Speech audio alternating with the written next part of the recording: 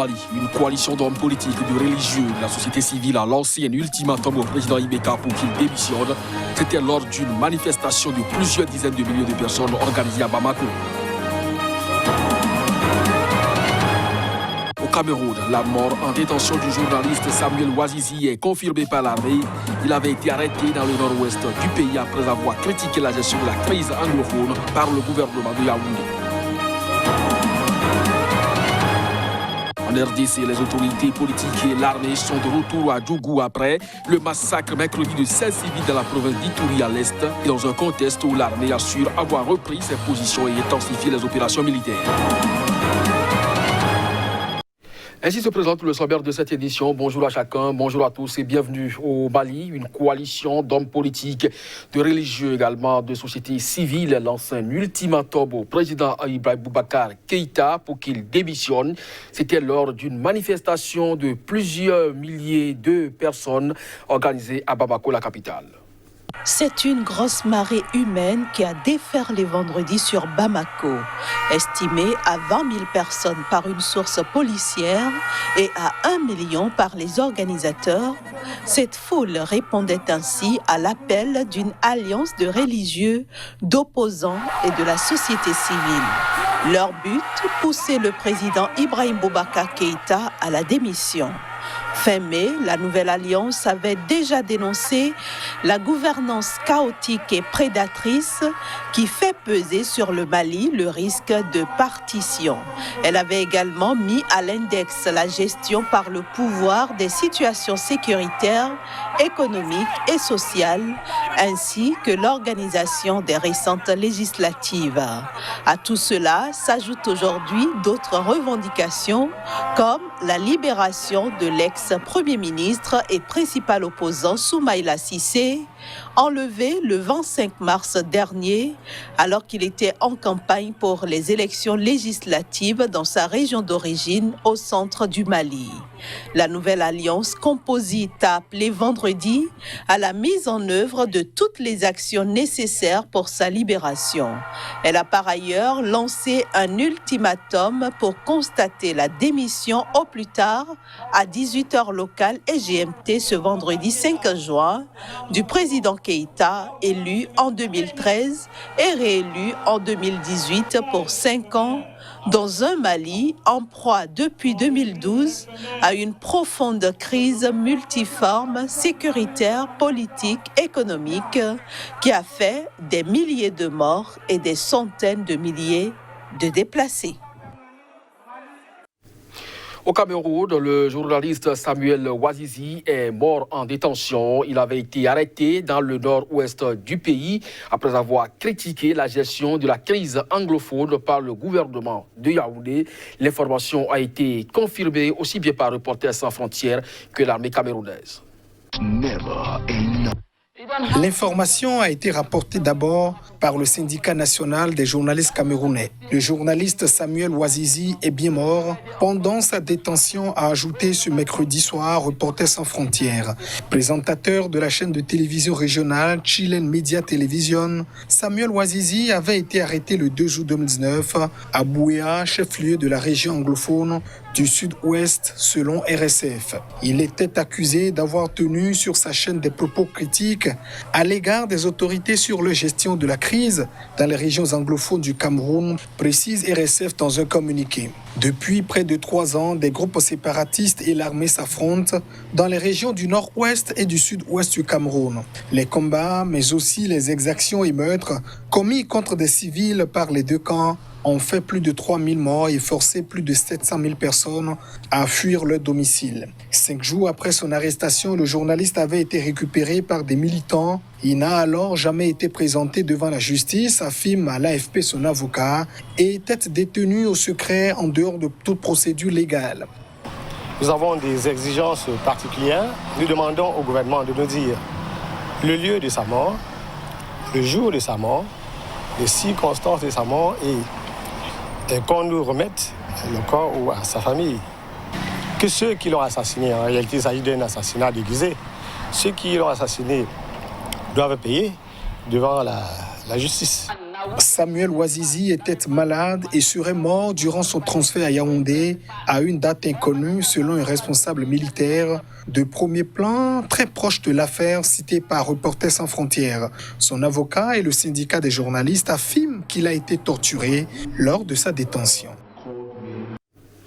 En RDC, les autorités politiques et l'armée sont de retour à Djougou après le massacre mercredi de 16 civils dans la province de l'Ituri à l'est du pays. C'est l'occasion pour le gouverneur Jean Bamassa Saïdi d'aller reconforter les populations des territoires de Djougou, de Irumu et de Mambasa, toutes ces localités touchées par des massacres par la milice de la coopérative pour le développement pour le Congo Codeco, ceci dans un contexte où l'armée assure avoir repris ses positions et intensifié également ses opérations militaires. Le calme est revenu dans la province congolaise du Lituri, principalement à Djougou, après le massacre mercredi de 16 civils.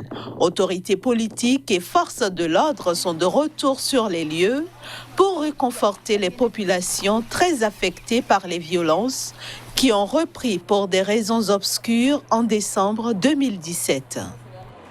Votre arrivée est pour nous un réconfort et un soulagement, car vous allez vous-même palper du doigt des réalités du terrain et voir comme politicien ce que vous pouvez faire comme fils de cette province pour trouver une solution durable à ce dossier d'insécurité et des conflits qui menacent notre entité en particulier et la province en général. Les tueries enregistrées dans les territoires de Djougou, Irumu et Mambasa en Lituri sont attribuées à des éléments armés d'une secte ethnico-mystique, la Coopérative pour le développement du Congo. Ce dernier prétend défendre les intérêts et les terres d'une communauté de Lituri, les Landous, principalement agriculteurs, au détriment des membres d'une autre communauté, les Emma, éleveurs et commerçants. Aujourd'hui, l'armée assure avoir repris ses positions et intensifie les opérations militaires. Nous demandons à la population de collaborer avec les forces armées, d'avoir confiance à l'armée régulière et nous sommes derrière cette population pour sa protection.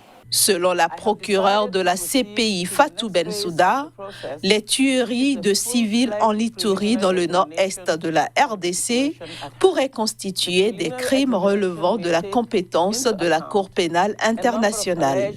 Une mission de son bureau sera déployée dans le pays dès que les conditions liées à la crise sanitaire du coronavirus le permettraient.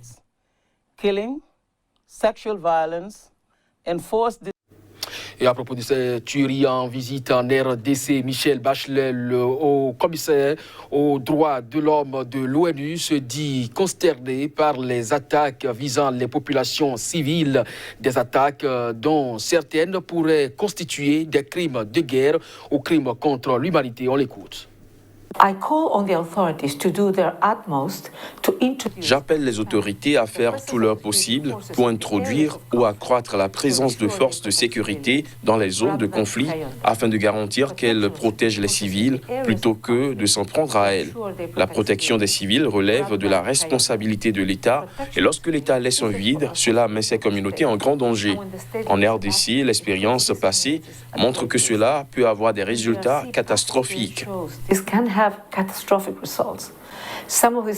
Certaines de ces attaques et de ces meurtres de civils dans les provinces de l'Est peuvent constituer des crimes de guerre et des crimes contre l'humanité.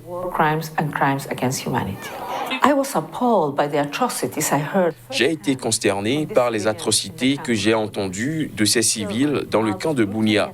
Des enfants, des mères brutalement agressés, blessés, estropiés et tués. Ces personnes ont été chassées de leur maison, fuyant les groupes armés et ne bénéficiant d'aucune protection de la part des forces militaires et de police qui ont également commis des violations. En Afrique du Sud, le président Cyril Ramaphosa a promis ce vendredi l'envoi des renforts médicaux dans la province du Cap occidental, dans le sud-ouest du pays. En effet, les capacités hospitalières de cette localité sont menacées par une augmentation rapide des cas de coronavirus. La région de la ville du Cap, située dans le sud-ouest de l'Afrique du Sud, est devenue ces dernières semaines l'épicentre national de la pandémie, dont elle concentre les 2/3 des 40 000 infections et les 3/4 des 848 décès recensés à ce jour. À l'occasion d'une visite dans la deuxième ville du pays ce vendredi, le président sud-africain Cyril Ramaphosa, sérieusement inquiété par l'augmentation rapide des cas de coronavirus, a promis l'envoi de renforts médicaux dans la province du Cap oriental, dont les capacités hospitalières sont menacées. D'après le chef de l'État, le ministère de la Défense est prêt à envoyer immédiatement des personnels militaires dans la province pour y donner un coup de main.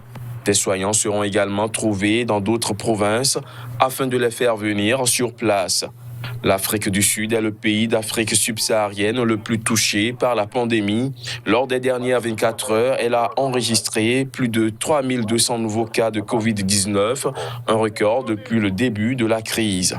Le président Ramaphosa a ordonné le 27 mars dernier à ses concitoyens un confinement strict destiné à ralentir la propagation de la maladie. Si elle a permis de ralentir l'épidémie, cette mesure a aussi mis l'économie du pays, déjà en récession, au ralenti, ce qui a contraint les autorités à assouplir progressivement ce régime.